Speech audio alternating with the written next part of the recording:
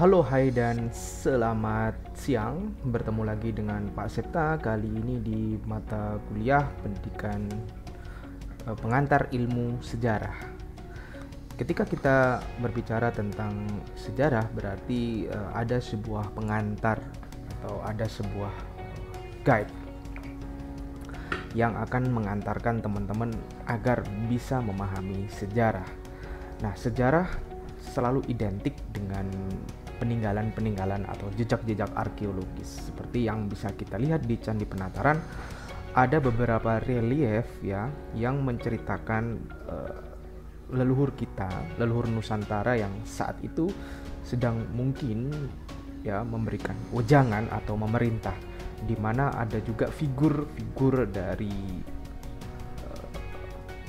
kebudayaan lain yang ada di dunia seperti bangsa Maya di situ, kemudian bangsa Champa, dan ada juga bangsa Han dan bangsa Yahudi. Nah, dari sini kita bisa mengetahui, dari relief ini kita bisa mengetahui apakah mungkin dulu leluhur kita sudah sampai di seluruh dunia. Jadi, nah ini perlu kita tafsirkan dan itu nanti akan teman-teman dapatkan ketika mempelajari pengantar ilmu sejarah. Jadi jangan kemana-mana, kita akan lanjutkan penjelasan Pak Septa. So tetap stay tune di channel Pak Septa. Kita akan simak setelah yang satu ini. Check this out.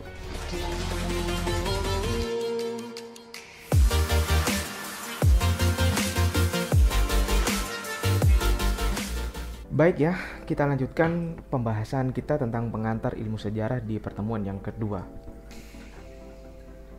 What is history? Apa itu sejarah? Sejarah itu bisa dikatakan subjektif. Kenapa sejarah subjektif? Ketika sejarah itu diceritakan sebagai kisah, dan sejarah itu bisa objektif. Kenapa sejarah dikatakan objektif? Ketika sejarah diceritakan sebagai peristiwa. Peristiwa. Sejarah sebagai peristiwa itu sifatnya adalah ain malih. Ain malih adalah hanya terjadi sekali dan tidak dapat diulang. Sejarah sebagai peristiwa itu juga unik. Unik ini maksudnya tidak terjadi di tempat lain, hanya terjadi di satu tempat itu saja. Sejarah sebagai peristiwa terjadi begitu saja dan tidak dipengaruhi oleh subjektivitas seseorang. Sejarah sebagai kisah dapat diulang-ulang di tempat lain. Cerita itu berulang-ulang diceritakan dari generasi yang satu ke generasi yang lain. Itu sebagai kisah. Sejarah sebagai kisah itu dapat diulang di waktu yang lain. Dan sejarah sebagai kisah dipengaruhi oleh subjektivitas pengkisah. Jadi ketika kita bercerita tentang legenda Dewi Sri atau legenda Joko Seger Roro Anteng, itu berarti kita berbicara sejarah sebagai kisah.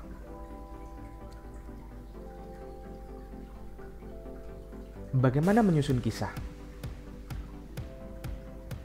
Menyusun kisah sejarah itu memerlukan sumber-sumber sejarah, memerlukan ilmu bantu, memerlukan imajinasi, dan memerlukan teknik penulisan sejarah. Seperti yang sudah saya singgung pada pertemuan hari Sabtu, bahwa saya selalu menekankan gunakan imajinasi Anda. Karena dalam menyusun kisah itu perlu sebuah imajinasi. Dan selain imajinasi, kita juga perlu menyusun sumber-sumber sejarah.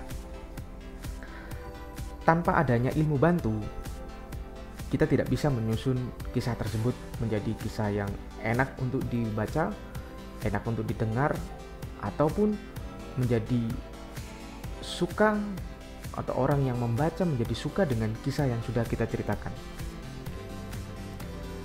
Nah, untuk pertemuan hari ini, saya cukupkan pengenalan mengenai pengantar ilmu sejarah, mengenai dalam konsep sejarah sebagai peristiwa dan sejarah sebagai kisah. Saya kira itu dulu yang bisa saya sampaikan. Sampai bertemu lagi pada pertemuan selanjutnya. Saya akhiri, selamat siang. Assalamualaikum warahmatullahi wabarakatuh.